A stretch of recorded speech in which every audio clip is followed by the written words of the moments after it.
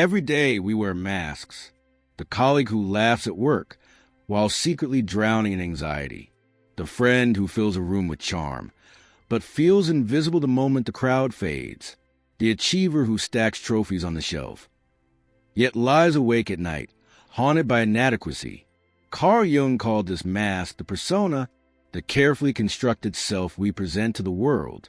It isn't fake in the ordinary sense. It's necessary. Without it, society would collapse under the weight of raw honesty. The persona smooths the edges of who we are, making us acceptable, admirable, safe to others. But there's a danger. When the mask becomes too rigid, when we identify with it completely, the truth beneath begins to suffocate. This is where narcissism is born, in the fragile attempt to perfect a mask, to create a self so flawless that no one can glimpse the weakness, shame, or fear buried beneath. We admire the mask of perfection, yet behind it, the person grows emptier, lonelier, more afraid of being seen. So the question lingers, are we all, in some way, wearing the narcissist mask? Beneath every mask lies a face we'd rather not see. Jung called this hidden part of us the shadow, the qualities we reject, deny, or bury deep within ourselves. It holds our insecurities, our envy, our anger, and the wounds we cannot admit to. For most people, the shadow whispers quietly, but for the narcissist, it becomes unbearable.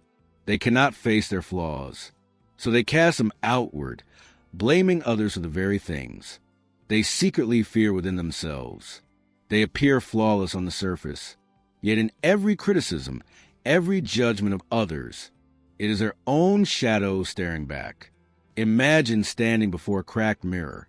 One half reflects the perfect image, flawless, admired, untouchable. The other half distorts, revealing the hidden fractures beneath. The narcissist chooses only to see the unbroken side, pretending the cracks don't exist. But the more they deny them, the larger the fractures grow. And here is Jung's warning. What we ignore does not disappear. It grows darker, stronger, more destructive. When we refuse to meet our shadow, it will meet us, often in ways we least expect. At first, the mask feels like protection. It wins us admiration. It shields us from criticism. It keeps our most fragile parts hidden. But over time, living behind the persona comes at a cost. We begin to confuse the mask with who we really are. Jung warned that when the persona is mistaken for the true self, it becomes a prison. We polish the image endlessly, but inside, the soul withers. The narcissist appears confident, even superior, yet their identity is hollow, built on the shifting sands of approval. Every compliment is a breath of life, every criticism a threat of collapse. This is why narcissism is rarely about pure arrogance. At its root lies deep insecurity, a terror of rejection, a fear that if the mask slips, no one will love what's underneath. And so the cycle continues. More hiding, more performance, more emptiness. But here is the paradox. The more we hide behind the false identity, the less control we have. The mask, once a tool, becomes a master. And in serving it, we risk losing the one thing the persona was meant to protect, our true self. Jung believed the path to wholeness begins not in denial, but in confrontation. He called this process individuation, the lifelong journey of uniting persona, the ego and the shadow, into a fuller, truer self. Instead of bearing our flaws, we bring them into the light. Instead of projecting our weaknesses onto others, we own them. This is not easy work. To admit envy, rage, guilt, or hidden desires is painful. It feels like walking into a darkness we've avoided our whole lives. Yet only by walking through this darkness do we discover the light, a self no longer split between mask and shadow, but whole and alive. The narcissist resists this journey. To face their shadow would shatter the fragile perfection they cling to, and so they remain trapped in illusion, building walls around their false self, while the true self starves in silence. But for those willing to endure the discomfort, individuation offers freedom. It is a courage to say, "This too is me."